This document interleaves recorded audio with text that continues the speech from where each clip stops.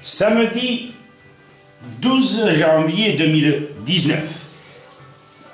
Citoyennes et citoyens, ne m'en veuillez pas de ma franchise, mais cette vidéo ne sera pas pour tout le monde, car si vous me parlez d'astronomie, si vous me parlez de juridique, de constitutionnel, je n'y entrave que peu de choses, et si les gens ne comprennent pas ou n'entendent rien à la sagophilie, qui est une nouvelle science, très près de la philosophie, eh bien, s'ils n'y entendent rien, qu'ils se consolent, moi je suis nul ailleurs. La vidéo s'intitule « Les 100 singes, la chimie, la synthèse et les diablotins ». Pas de complot, mais préméditation, n'est-ce pas? La France a 24% d'handicapés suivant l'INSEE, et je pense qu'ils sont en dessous du chiffre, puisque ces chiffres-là sont bien antérieurs à 2017. Si nous y ajoutons les 640 000 bambins, nourrissons, écoliers et lycéens qui furent handicapés par le vaccin hépatite B, et je les ai vus, et j'ai ressenti un très grand malaise. Des gosses véritablement handicapés, qui n'étaient plus eux-mêmes.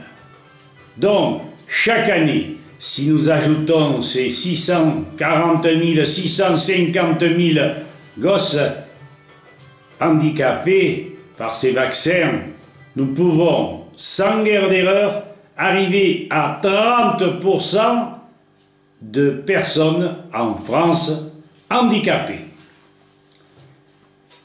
Si nous faisions gaffe à la seule relation statine et AVC, si nous prêtions attention à la loi du professeur Louis-Claude Vincent, qui, par la bioélectronique et par son bioélectronimètre, démontre d'une manière irréfutable que tout produit de synthèse, de chimie, dirige le corps vivant vers des terrains de cancer, de dégénérescence, diverses d'ailleurs.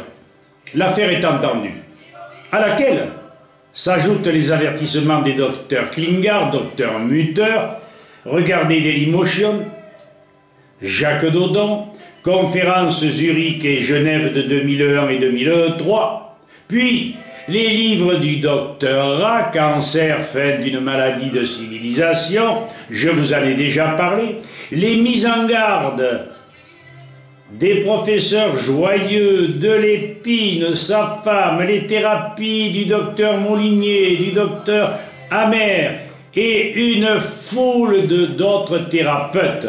Alors, la liste serait impressionnante.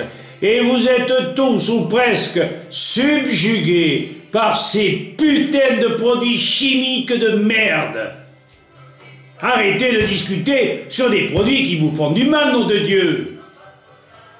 Malgré cela, la presse assassine folâtre sur les plus dangereux afin de les déstabiliser, un tantinet, un coup je te vois, un coup je te vois pas, il faut les revoir, etc., etc.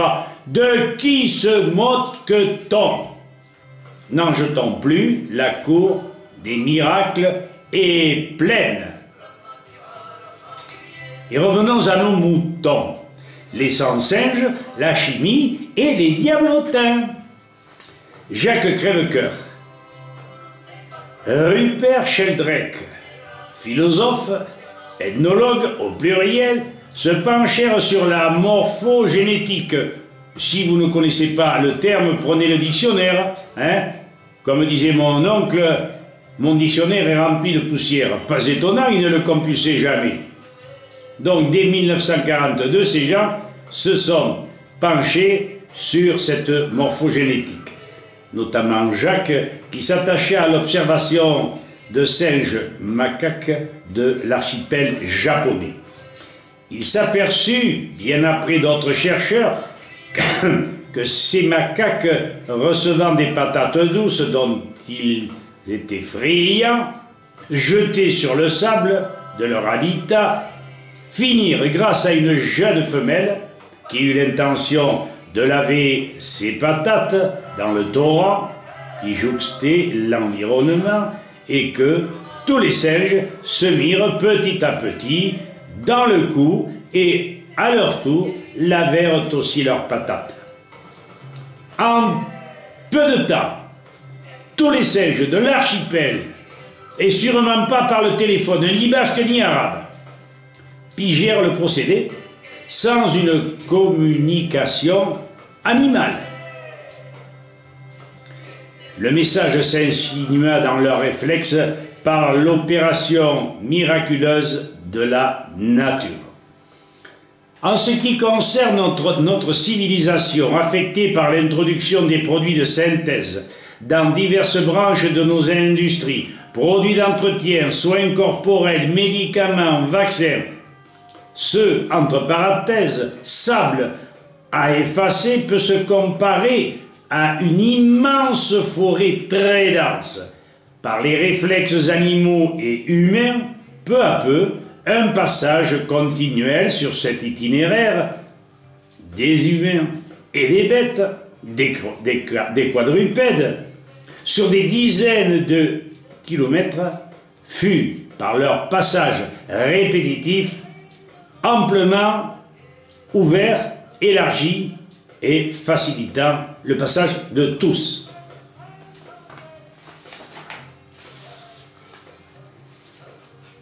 En ce qui nous concerne, cet itinéraire est tracé donc par des précurseurs qui, d'une manière innée ou réfléchie, amorcent un nouveau sens à la vie, à l'équilibre physique et psychique de tout individu. Les communications modernes aidant, lentement mais sûrement, l'explosion de la vérité réduite à néant, les procédés mortifères des sociétés et cartels, l'attrait irrésistible d'un retour à toutes nos capacités physiques et cognitives pousse les citoyens, lentement, sûrement, je le répète, à tenir compte des conseils, suggestions, expériences des pionniers et novateurs. Les conclusions possibles sont les suivantes. Le sable s'efface grâce à des actions humanistes des médecins et biologistes dilettantes. Des médecins professionnels, n'est-ce pas? La santé, les forces vitales se formalisent. Les laboratoires sont déstabilisés. Les résultats des officines indépendantes sont tels que de graves maladies sont terrassées, annihilées, vaincues.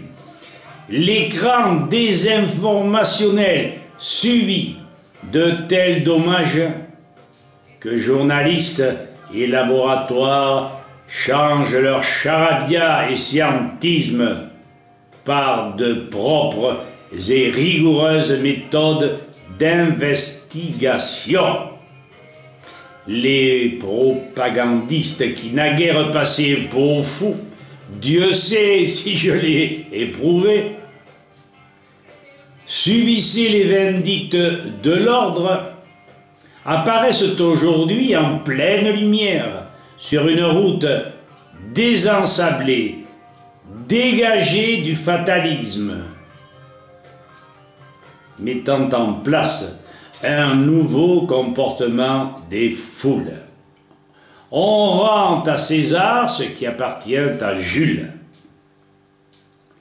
Sans contrainte, dans des révolutions sociétales tranquilles, nos infirmes, nos traînes savates, nos bambins soignés voire guéris, retrouvent le plaisir de vivre. Mais croyez-y, bon Dieu, vous avez un miraculé devant vous, 79 berges et une pêche d'enfer.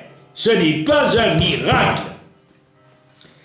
Les traces faites par le bon sens, quasi intuitif, s'intègrent à nouveau au sein des sociétés humaines.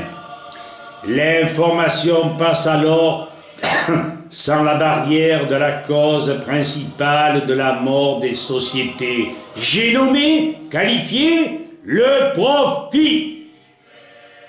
Le profit est la propension de 90% des citoyens à regarder, admirer une chèvre, applaudir une chèvre douée de la parole.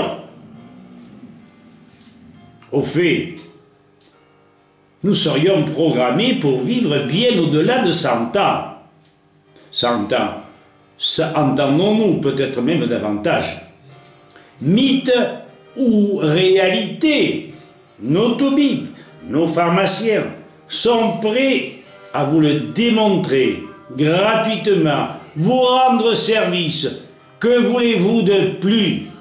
Que nous vous payons parce que nous vous avons conseillé? N'exagérez pas, citoyennes et citoyens, et voyez que l'humanisme se propage non pas à la vitesse d'un cheval au galop, mais tranquillement comme une tortue.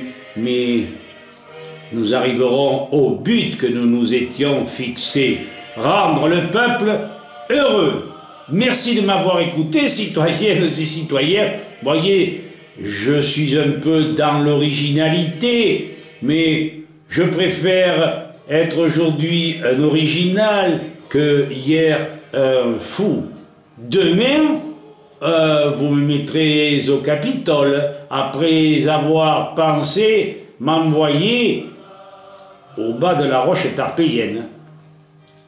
Adios à tous et à bientôt. Merci de votre écoute.